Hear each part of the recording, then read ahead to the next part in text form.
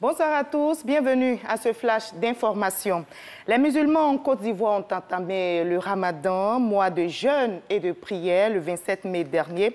Pour les soutenir dans cette période de privation, le président de la République leur a fait des dons, plusieurs tonnes de sucre et de riz et une enveloppe de 6 millions de francs CFA.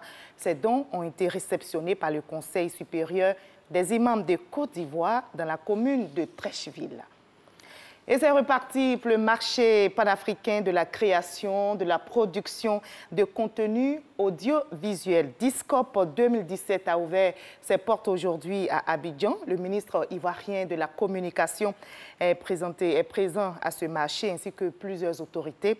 Cette troisième édition se déroule dans un contexte où le numérique tend à s'approprier le développement de l'industriel. C'est d'ailleurs autour de cette préoccupation que seront orientés les travaux. Le Discop 2017 est aussi un révélateur de talent. On y reviendra à 20 h. Et justement, la question de la régulation efficiente des services financiers mobiles numériques fait l'objet de réflexion. On constate de plus en plus l'adoption de mobile money comme moyen pour effectuer des transactions comme les règlements de factures et de paiement de scolarité. Alors, comment accompagner le développement et assurer le bonheur donc, des populations? Des experts ont planché sur la question. Réponse avec Honoré Naingori. Les services financiers mobiles sont des opérations financières effectuées à partir de smartphones ou autres terminaux mobiles de télécommunications.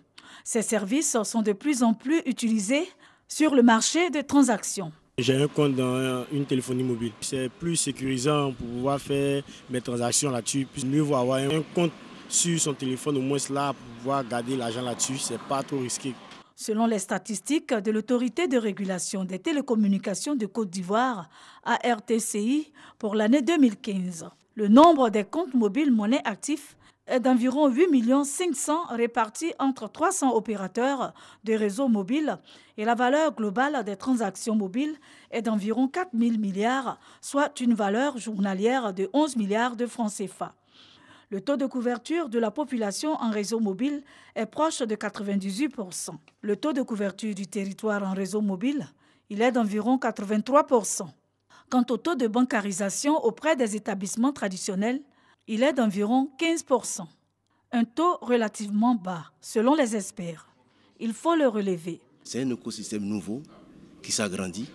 Il faudrait que nous nous mettons ensemble, tous les deux régulateurs du secteur bancaire et le régulateur du secteur des technologies ici pour avoir une convergence de vues et de sorte que, bien sûr, les consommateurs puissent être bien protégés. La Côte d'Ivoire a adopté en 2014 deux stratégies.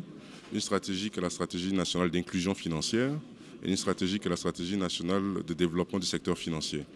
Et ces deux stratégies mettent au cœur de leurs priorités les questions d'inclusion financière. Et on ne peut pas parler d'inclusion financière sans parler de finances digitales ou de finances numériques. Concernant le taux de régulation de la téléphonie mobile en Côte d'Ivoire, il est de 110%.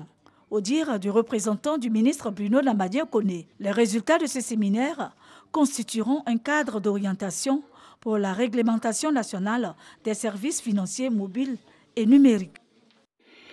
Le tabac, une menace pour le développement. C'est autour de ce thème que sera célébrée demain, 31 mai, la journée mondiale de lutte contre le tabagisme. En Côte d'Ivoire, le ministère de la Santé et de l'Hygiène publique s'active pour la lutte. Alors, comment arrêter de fumer? Un centre d'aide de sévrage existe en Côte d'Ivoire. Elle a été mise en place par le programme de lutte contre le tabagisme. Mais comment fonctionne ce centre? Comment se fait la prise en charge des fumeurs? Nous en saurons davantage dans l'édition de 20 h.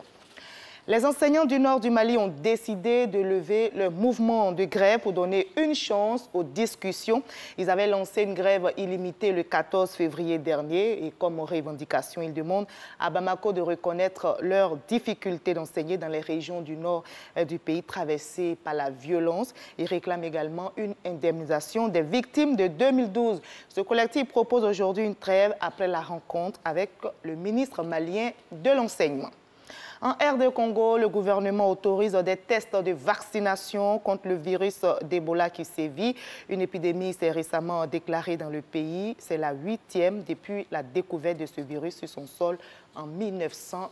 1976.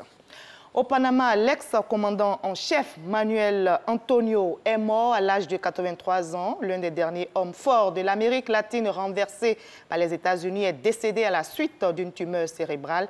Pour le président panamien, sa disparition ferme un chapitre de l'histoire du Panama. Ancien agent de la CIA, il a passé plus de 20 ans derrière les barreaux aux États-Unis pour des accusations de trafic de drogue, en France pour blanchiment d'argent et enfin au Panama depuis 2011 pour la disparition d'opposants politique sous son régime de 83 à 89. Je vous retrouve à 20h. À tout à l'heure.